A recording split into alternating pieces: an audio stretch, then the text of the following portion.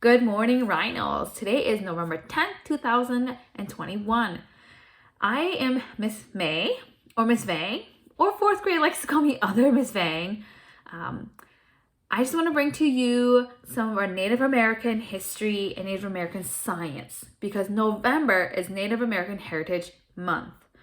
So to bring Native American science to all of you is really important because to celebrate this month, we also have to remember that Minnesota is native land, right? Even the word Minnesota comes from the Dakota Sioux, which means cloudy water or sky colored water.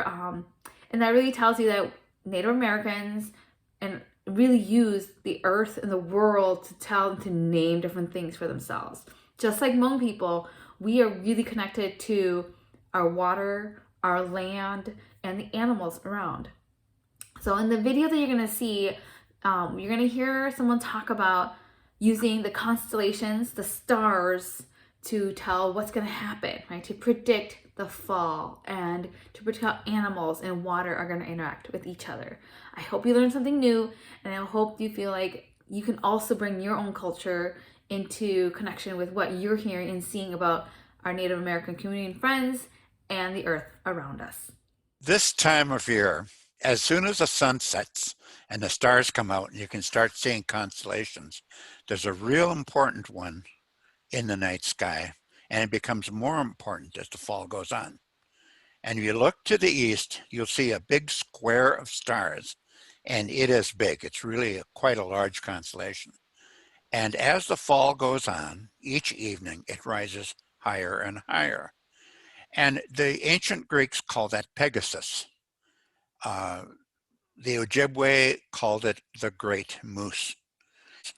When the Ojibwe, who are familiar with the constellations, look at their Ojibwe constellations that we have now put together on this map, those constellations become connected with a story, a myth, and then they also become connected with what's going on in the landscape, what you could call it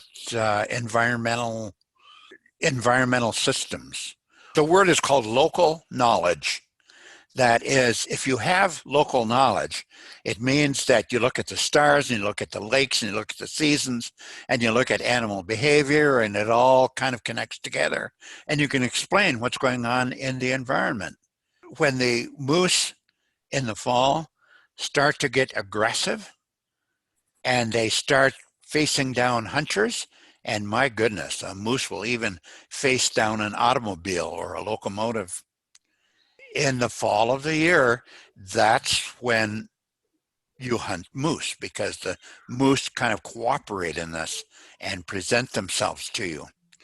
And the modern sportsman seasons are located moose that locate their moose hunting season in the fall of the year for the same reason.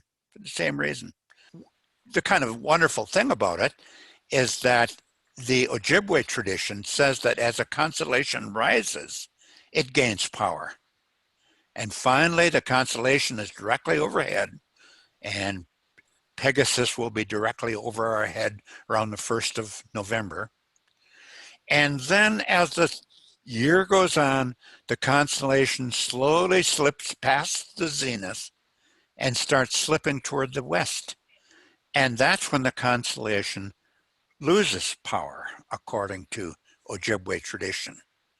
Well, as it turns out, the moose and the environment go through the same process. As soon as winter sets in, the moose become skinnier. They lose their magnificent antlers. Now, what came first, the knowledge of the constellation or observing the moose in nature? I don't know. But it's a wonder, isn't it?